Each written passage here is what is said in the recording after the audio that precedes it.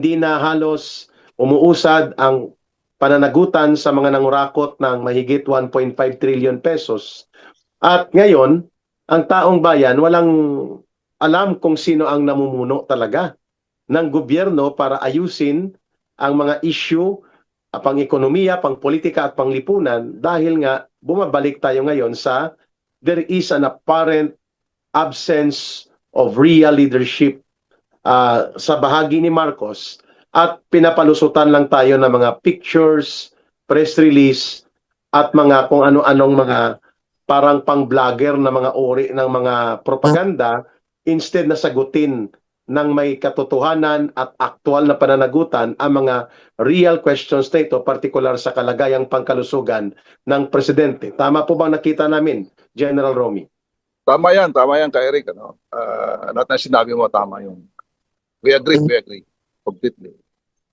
Yes. General Romy, ngayon, kung hindi po kikilos ang AFP Chief of Staff, baliwala din sa DND Secretary, mabagal ang pagresponde at pagresolba ng Korte Suprema sa Mandamos petition, kung si Vice President Sara Duterte bigla na lang pong manindigan after 1 week na hindi nagpapakita si Marcos Jr. at manunumpa and she will be embraced by the people, anong mangyayari sa AFP at PNP kapag hindi sila sumunod doon sa assumption of constitutional line of succession? Magkakaroon talaga ito ng power crisis, General Romy.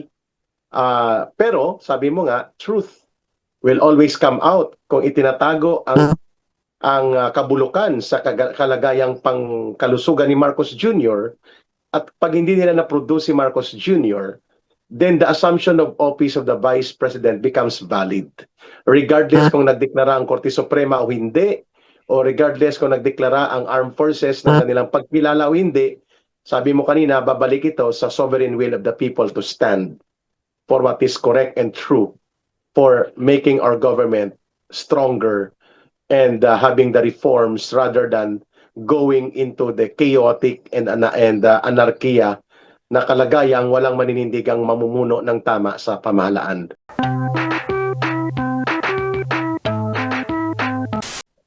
Ang opposition movement na sinasamahan po ninyo at kasama din po ako dyan personally ay para sa kapayapaan, para sa reforma at pagbabago sa gobyerno laban sa korupsyon at pandarambong at pangungulimbat sa pundo ng bayan at pang-aabuso sa kapangyarihan, hindi para pabagsakin ng gobyerno at magtulak ng ideolohiya na para magkaroon ng komunistang paghahari o mga paghahari na nakabatay sa military junta o ano pa mang mga outside of the Constitution na uri ng mga alternatibo. Tama po ba ang kuha ko sa pagbibigay niyo ng emphasis doon sa mapayapa at konstitusyonal na proseso ng mga reforma at pagbabago?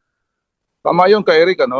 Yun palagi ang ini-emphasize namin sa aming grupo, sa United People's Initiative, di ba? Non-violence, non-partisan, constitutional, at saka law-abiding. Yan palaging inaan natin. So, anuman yung mga pagprotesta natin, anuman yung mga batikos natin sa gobyerno, ay hindi sa gusto nating pabagsakin ng gobyerno, kundi inaano natin na ayusin ang sistema ng pamamahala ng gobyerno. Iwasan yung mga korupsyon na yan, iwasan yung mga pagtatakip, yung mga panlilinlang sa taong bayan, at saka panagutin yung mga taong nagkasala, lalong-lalo na yung mga nagnakaw ng mga bilyon-bilyon na yan sa ating kaban ng bayan. Yun lamang. Ayos, klaro. So, classmate ko po kasi mga kababayan si General Romy Pokis. Dalawa po kami ang magkasunod na sinampahan ng kasong inciting to sedition. Maintindihan pa namin kung baka sana inciting to seduction. Inciting to sedition talaga eh. Kami nga ang gustong maging mapanatag at maging matatag ang gobyerno, ang demokrasya, at sa pamamagitan ng matino at maayos na pamumuno ng gobyerno sa kanyang mamamayan at sa kanyang mandato sa batas at sa taong bayan. Hindi para guluhin ang taong bayan at guluhin ang lipunan. General Romy, matanong ko lang po namin sa Bigwas ng Agila, na-include ba sa Mandamos na pa-reportin kung hindi lamang ang Office of the President, pa-reportin sa Supreme Court, si General Bronner, si Secretary Gibo Chodoro, si Secretary Ted Herbosa, at ang Executive Secretary, ng kung ano ang actual state of health condition ng President batay po sa mga nakalahad sa kung sino ang pwedeng mag-ulat nito sa taong bayan? Mayroon bang specific at particular na mga respondents na kayo po ay hiniling na ipamandamo sa Korte Suprema aside from the Office of the President to be represented by the Executive Secretary? Yun lamang very generic yung aming except na kasama doon sa aming petition ang Executive Secretary at saka yung ating PCO, yung ating Presidential Communications Office, na sila yung maglahad ng katunayan o tunay na kalagayan ng kalusugan ng ating Pangulo. Hindi na namin sinama si General Bronner o Secretary Teodoro, pero obviously pagka nagsalita ni Executive Secretary o yung PCO, check naman natin na of course kasama rin sila sa gobyerno, kaya kasama na rin sila doon sa paglalahad na yun kung nangyari man yun. Sana mabigyan po ito ng urgency ng Korte Suprema. Bagamat malalaking issue po ang kinakaharap ng Korte Suprema, may ongoing oral arguments tungkol po sa pandaraya at paggamit ng unprogrammed appropriations para dambungin at durubuhin at kulimbatin ang billion-billion na mga pondo, and ongoing din ang I think pati ang review of the constitutionality later ng tatlong budget cycle yata, General Romy. Budget 2023, 24, 25. Ay pending pa nga yung petition for habeas corpus, kung tama ba ang pagpapadukot at illegal na pagpapatapon at pagpapakulong kay former President Duterte. So ito na naman ngayon mandamos, no? Pero wala tayong, at mayroon ding petition sa bahagi ng Vice President Sara Duterte hinggil naman dito sa lantarang pang-aabuso at pangbabaluktot sa proseso ng impeachment na idinulog na rin sa Korte Suprema. All of these are urgent, no? Pero kung akong tatanungin, the most urgent is itong inyong petisyon. Kasi wala po sa saligang batas na si Executive Secretary Ralph Recto o sino lamang sa gabinete ang mag-take over ng government or i-designate ni Marcos as caretaker president.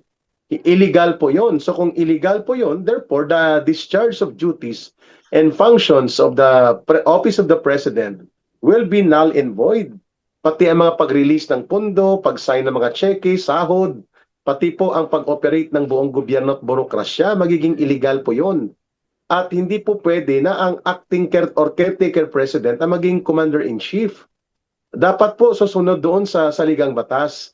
Kaya may isang linggo na po ba ang naging period of submission of your petition, o ngayon lang ito o ilang araw pa lang?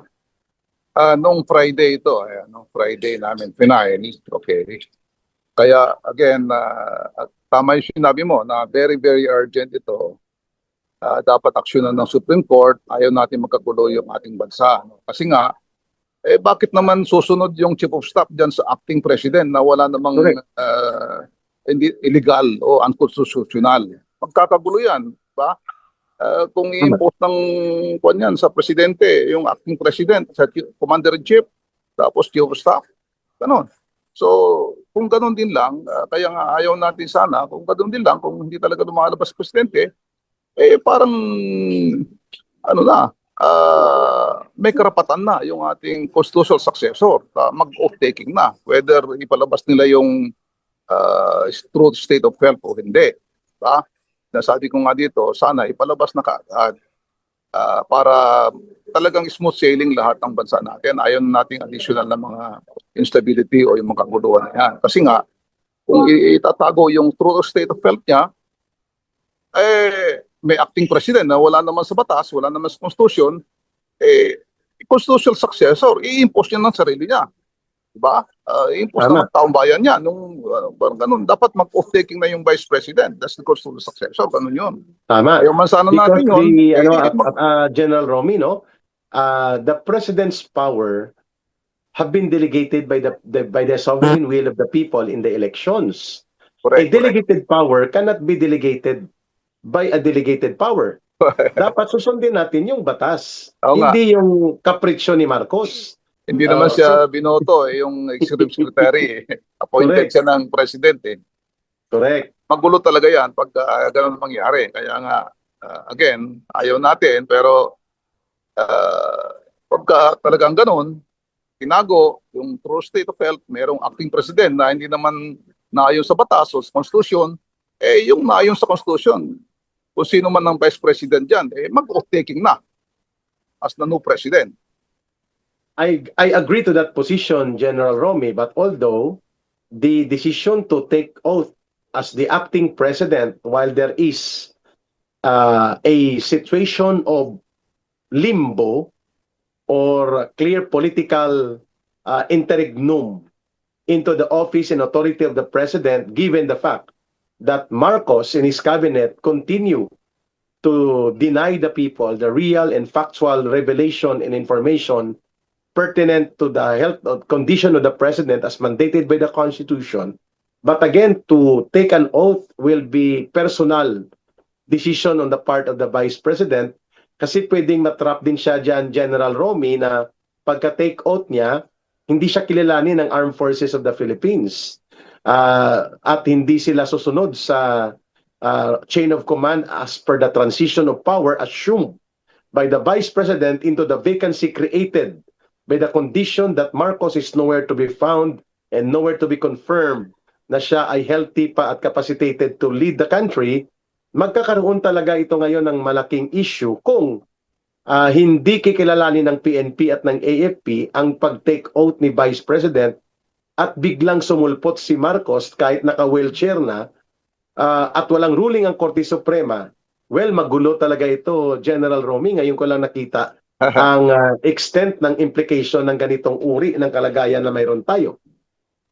Tama yun. Kaya nga yun ang palagi nating ini-emphasize. Ito rin sinasabi ko sa iyo ngayon na dapat talaga aksyonan yung petition na yon at ilahad ng pamahalaan ang true state of health kasi ayaw nga natin ng kaguluhan, ayaw natin ng mga extra-constitutional o extra-legal measures. No? Kasi dapat maayos. Kung mayroong mang transition dyan from an incapacitated president to a new president, which is the sitting vice president, maayos dapat ang transition. Wala yung mga ganon na it will create not only instability but also kaguluhan or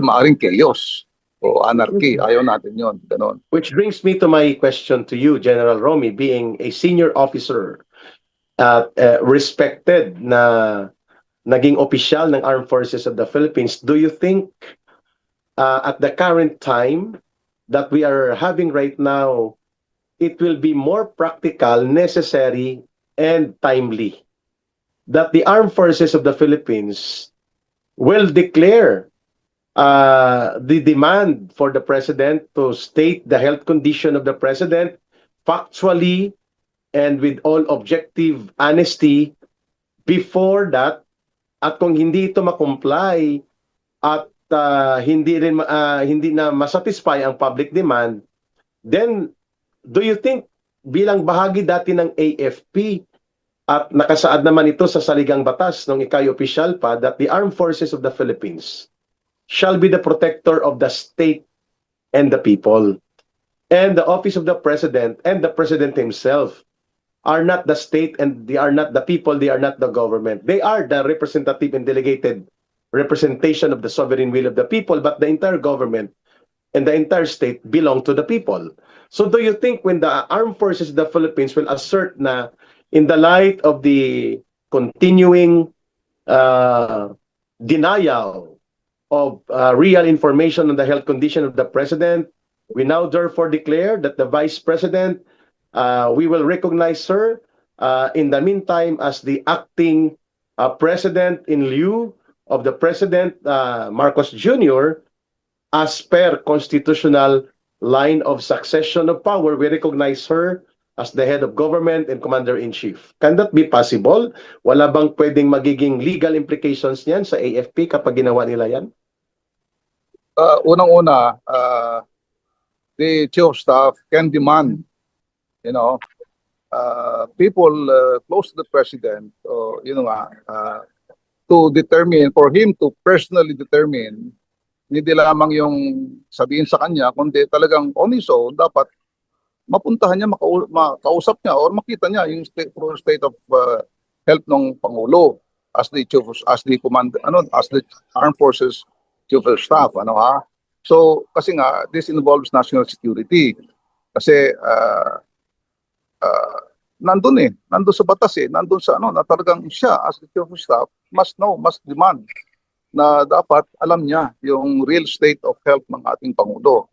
Ngayon, tawag dito, kung hindi niya gagawin yon, maring dereliction of duty rin niya yon sa taong bayan. Okay? Dereliction Pagpapabaya. yun. Pagpapabaya yun. Kasi responsibilidad mo yun at the chief of staff to know. Kung hindi sabihin sa'yo, you can demand. Di ba? To know. And kung okay naman yung health ng presidente, to go see the president himself personally. Ganun yun. Ngayon, kasi kung may ilang araw pa yan at ganito pa rin na hindi klaro kung anong instituto stealth, ano rin yun, dereliction o what do you call this, yung hindi rin niya pwedeng i-recognize yung acting president na executive secretary. Oo, tama, no? Hindi rin niya pwedeng Kasi magiging illegal ang lahat. Illegal lahat yun. Maging illegal din siya kung i-recognize niya yun. Di ba? So, And Marcos cannot create an acting president kasi wala sa batas yun. Wala yun. Illegal yun. Unconstitutional yun. Ikudita siya ng armed forces. Hindi naman, siya At ayaw din Hindi siya natin yun susunod. General Romy, di ba? Ayaw nyo rin na magkaroon ng military takeover of the government, either Correct. temporary or long term, right? Correct. Kaya yung UPI again, for the longest time, ang panukala namin, advocate namin talaga ay constitutional succession. Regardless na yun. Of course, meron din mga ayaw kay Vice President. Obviously, yung mga masasagasaan dyan, mga korupsyon o yung mga kontrapolitika. Pero it doesn't matter. Whoever is the constitutional successor, kung talagang incapacitated ang president, should take over as so stated in our Constitution para walang kaguluhan, walang away-away na ganyan. Lang yun. Ngayon ko lang ito nakita, General Romy, ang bigat pala ng kinakaharap ng bansa. May krisis na hindi pa naaampat. Sumisirit ang presyo ng produktong petrolyo. We are the highest in the whole of Asian region. Walang ginagawa ang gobyerno other than monitoring and press release. At kaya nga, very restless na ang maraming mga sektor, lalo na ang mga magsasaka, magbubukid, mangingisda at mga manggagawa at mahihirap na sektor dahil ang pakiramdam nila at nararanasan nila ang kawalan ng direksyon at kawalang pagkalinga at pagprotekta ng gobyerno. At ngayon, mayroon tayong hinaharap na kaguluhan na ang batas binabali at binabaluktot sa Kongreso para lamang tanggalin ang Vice President at tanggalan siya ng mandato. Hindi na halos umuusad ang pananagutan sa mga nangurakot ng mahigit 1.5 trillion pesos. At ngayon, ang taong bayan walang alam kung sino ang namumuno talaga ng gobyerno para ayusin ang mga issue, pang-ekonomiya, pang-politika at pang-lipunan dahil nga bumabalik tayo ngayon sa there is an apparent absence of real leadership sa bahagi ni Marcos at pinapalusutan lang tayo ng mga pictures, press release at mga kung ano-anong mga parang pang-vlogger na mga ori ng mga propaganda instead na sagutin ng may katotohanan at aktual na pananagutan ang mga real questions na ito, partikular sa kalagayang pangkalusugan ng presidente. Tama po bang nakita namin, General Romy? Tama yan, Kay Eric. Lahat na sinabi mo, tama yun. We agree completely. Yes. General Romy, ngayon, kung hindi po kikilos ang AFP Chief of Staff, baliwala din sa DND Secretary, mabagal ang pagresponde at pagresolba ng Korte Suprema sa Mandamos petition, ano po ang other alternative ng mamamayang Pilipino na sa tingin ninyo ay nasa balangkas pa rin po ng mapayapa ngunit determinado na pagkilos ng mamamayan? Okay, again, sinasabi ko, kung walang aksyon, from the Supreme Court, walang aksyon ng ating pamahalaan, Executive Department, to reveal the true state of health ng ating Pangulo. Wala ring demand from the armed forces to really know the exact state of health. Yung taong bayan mismo magsasabi na, of course, ayaw namin ng kaguluhan, ayaw namin yung mga grupo na take advantage dito sa incapacity ng ating Pangulo, kung incapacitated man siya. So, ididemand ng mga tao na dapat constitutional succession. Wala nang iba. Just to, to prevent this, hindi lamang, again, instability, kundi kaguluhan na maaaring mangyari doon sa, issue na yan. Ngayon, ayaw din natin mangyari na magkakaroon ng constitutional crisis na kung saan, dahil ayaw i-reveal yung true state of health ng ating Pangulo, ang Vice President ay manunumpa kaagad na even without that declaration. Diba? So, although may karapatan siya talaga na based on the Constitution naman, siya naman talaga ang legitimate successor, ayaw nating manumpa kaagad siya na walang yung declaration na gano'n, na incapacity as so called for in our Constitution. Although, she can perfectly do that. Diba? Ngayon, kung nabuhay ang presidente, lumabas siya, then pwedeng bawiin uli ng presidente yon kung buhay talaga siya.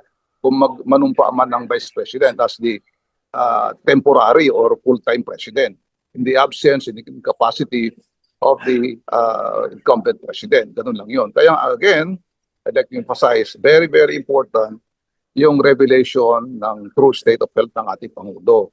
Okay? Kung hindi sila mag-usa, itong government, itong pamalahan, kaya kami ay nag-petition sa Supreme Court para manduhan ng executive to precisely reveal the of the real state of health of our president para maiwasan again ang mga instability, ang mga kaguluhan na ito. Klaro. Tama pong binanggit mo kanina, yung mga iba't ibang sektor ng lipunan ay nag-aalangan na manindigan ng tama at napapanahon kasi nga mas nahahatak sila doon sa kanilang personal na diferensya at pagkagalit sa mga Duterte. I'm talking about other sectors na alam naman nila na may problemang malala ang pagiging presidente ni Marcos Jr. Hindi lang sa pangungurakot na issue, hindi lamang sa kawalan ng kakayahang mamuno, kundi pati sa health condition. But like the Roman Catholic Church na isa sa pinakamalaking influential group sa lipunang Pilipino at may mga sakop din ito, parokya at mga eskwelahan na malalaki na kinokontrol ng kanilang organisasyon, and then ang iba pang mga puwersang politikal dahil ang papalit ay Vice Presidente na si Sara Duterte. Sabi mo nga, incidental naman dito ang pagiging Sara Duterte ng papalit. What we are more concerned is hindi dapat labagin at masalaula at lapastanganin ang constitutional line of transition and succession of power sakaling nagkaroon ng vacancy in the office of the President. Regardless kung si Sara Duterte yan o hindi, yan ang dapat sundin. Tama pong punto yon. Ngayon, may binanggit po kayo, General Romy, na sakaling mag-stand off, hindi maninindigan si General Bronner at ang mga Board of Generals, hindi sila magdidemand ng mga general ng AFP at pamunuan nito, at wala din gagawin sila Gibo Chodoro at sila Ted Herbosa, yung Department of Health Secretary at DND Secretary, at piling presidente na si Ralph Recto, walang choice. At kung hindi rin manunumpa si Vice President Sara Duterte on her own volition, kundi manawagan ng taong bayan ng kanilang direct sovereign call to the Vice President na i-assume ang presidency, be it as a political call or as a call preempting Marcos move, but sa tingin ko yan ay tantamount na sa people power without necessarily barricading EDSA.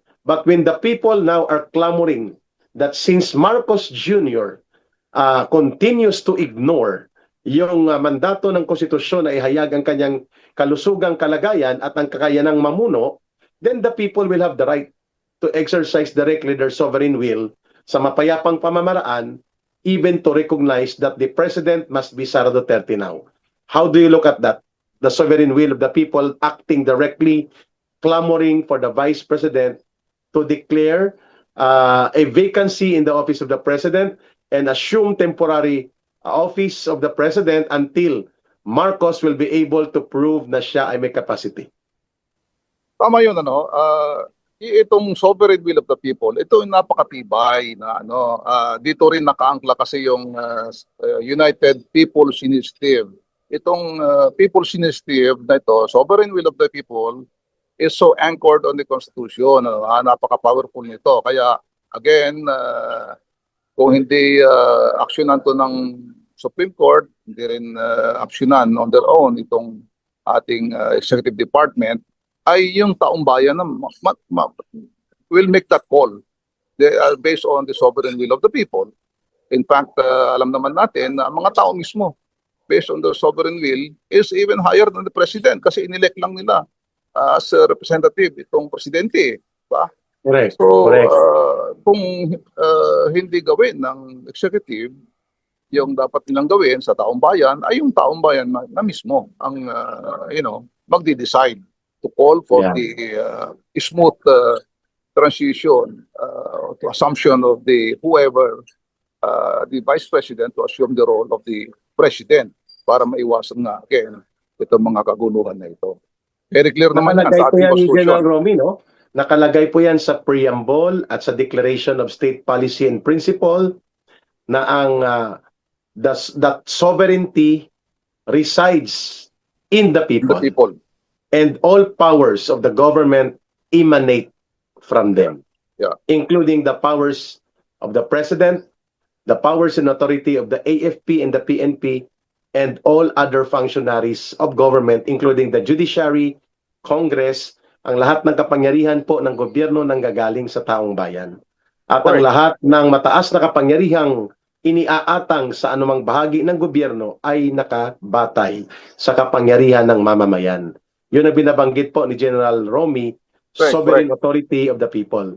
Yeah. Gaano kahalaga po yan, General Romy, na maipalaganap at maipaunawa yan in the absence now of urgent action from the Supreme Court and very clear na parang paralisado ang prinsipyo sa loob ng AFP leadership led by Bronner at mukhang kampanting-kampante na bulabulahin at bulatikin ang kabinet ni Marcos at lokohin ang taong bayan. At nag-aalangan pa din naman ang Vice President na siyang mag-take over because there is no factual, actual, verified vacancy in the office of the President. So gaano kahalaga po ang pagpasok ngayon ng sovereign will and authority of the people para itulak po ang pagprotekta sa kalagayan ng lipunan na hindi tayo malulugmok sa kaguluhan at mga agawan ng kapangyarihan. Okay, so again, nabanggit mo yung sovereign will of the people, ano, kasi nga sovereignty resides in the people themselves, you know. And all government authority, yun nga, yung nangyayari sa mga otoridad natin, yung mga pangulo, yung mga namamahala sa atin ay nanggaling din sa taong bayan.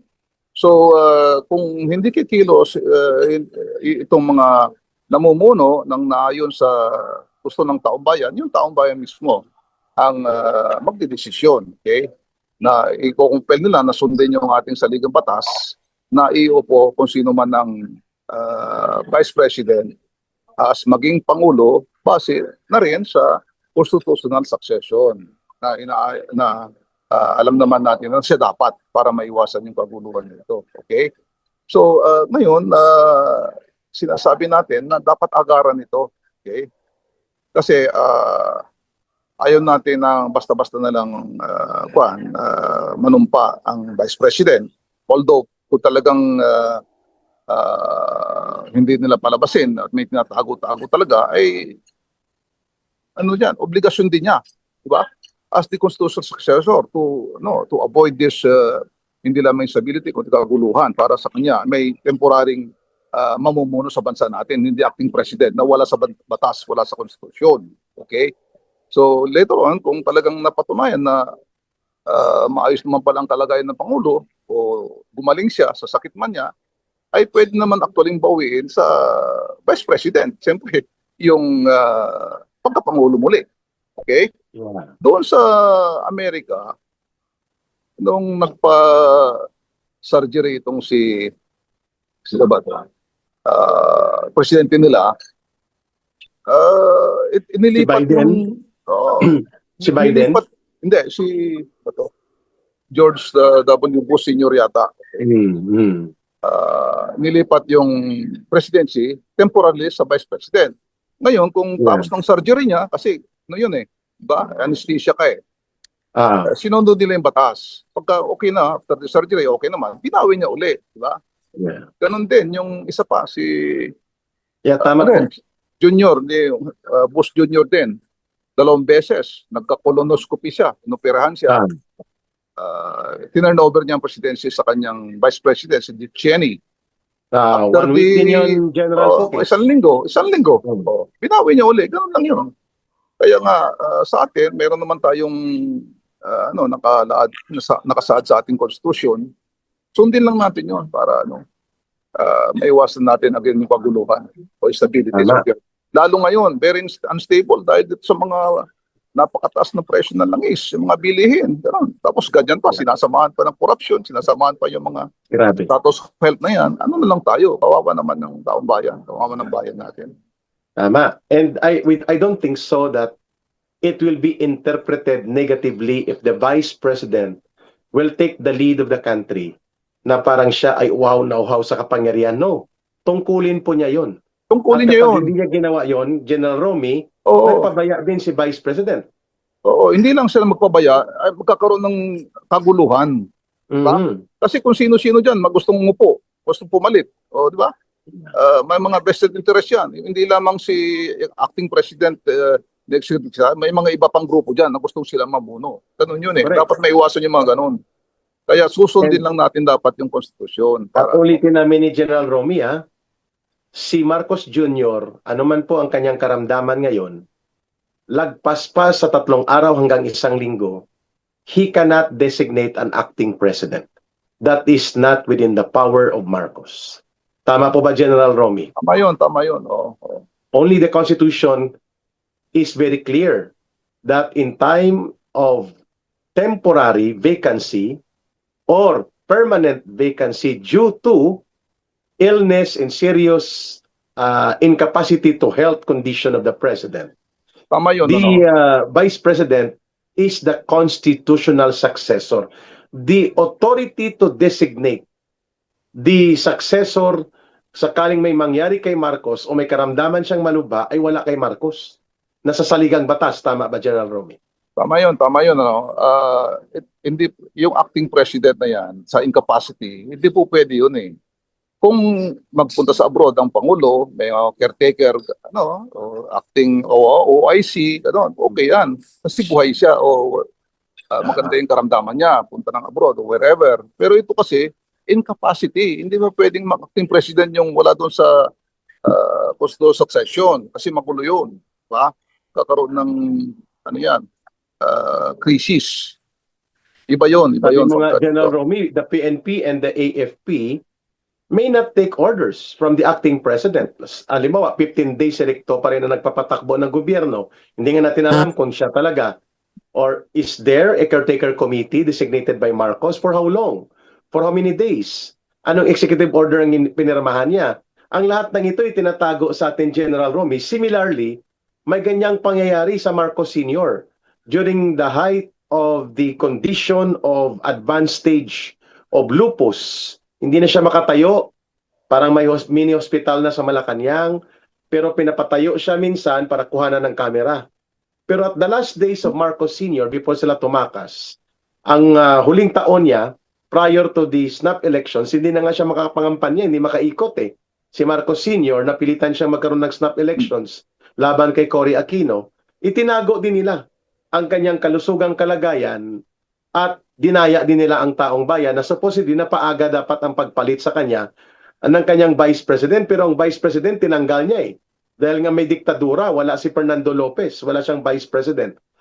General Romy, do you see the pattern of deception, manipulation, and dishonesty na nangyayari ngayon na napakadelikado na isinusugal ngayon ni Marcos Jr.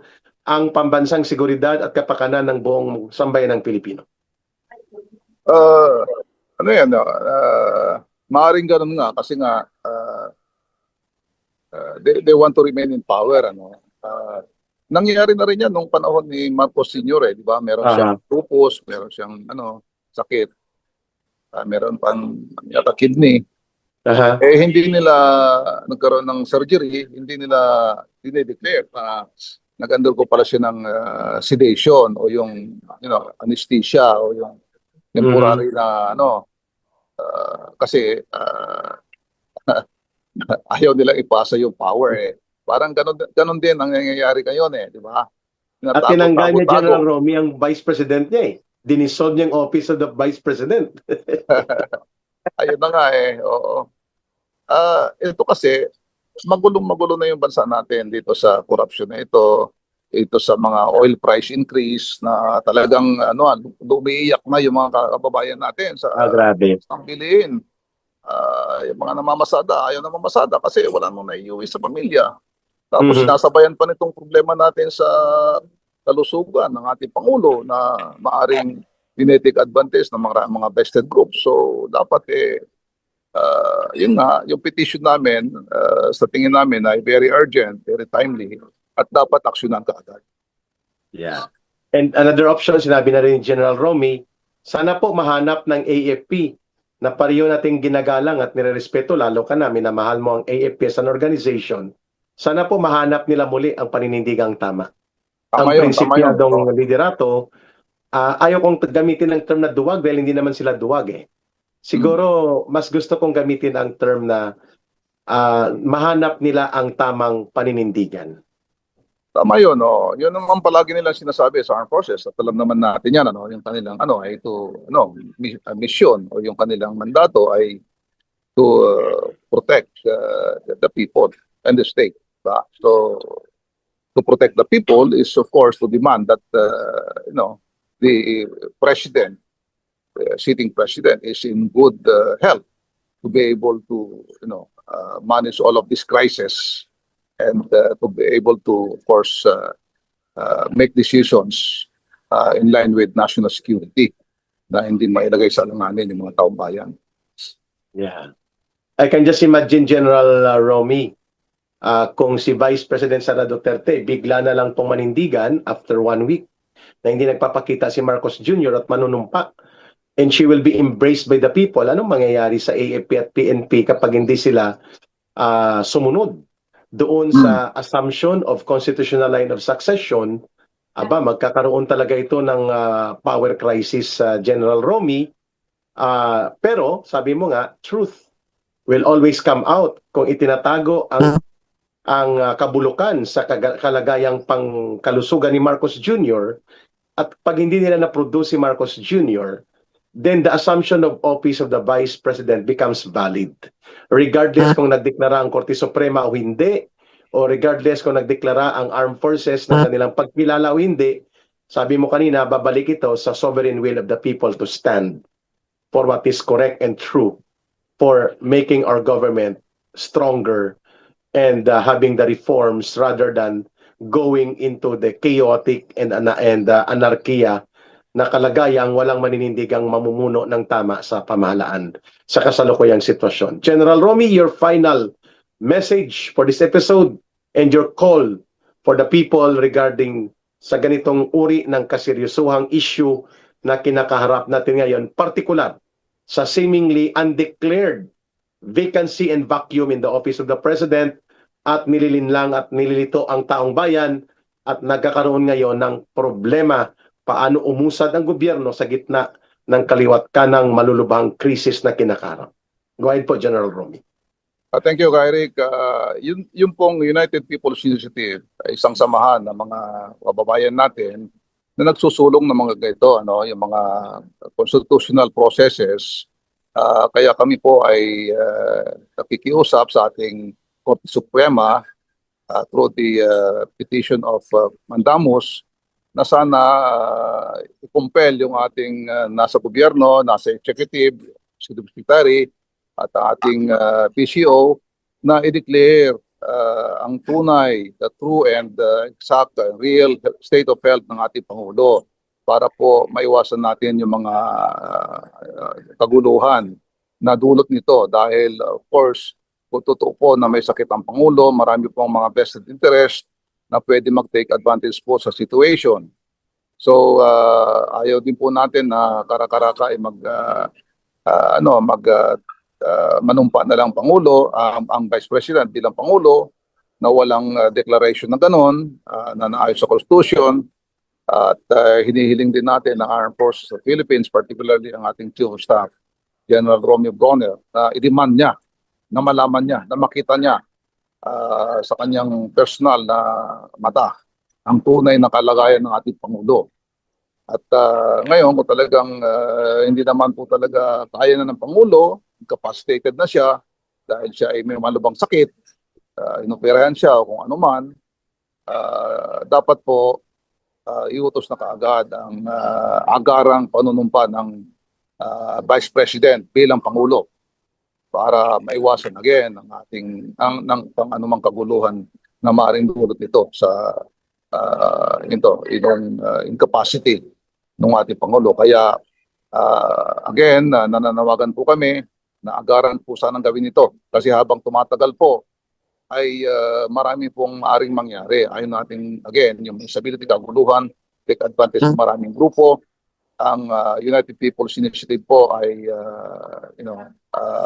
nakikiusap sa atin sa mga Supreme Court at sa ating gobyerno.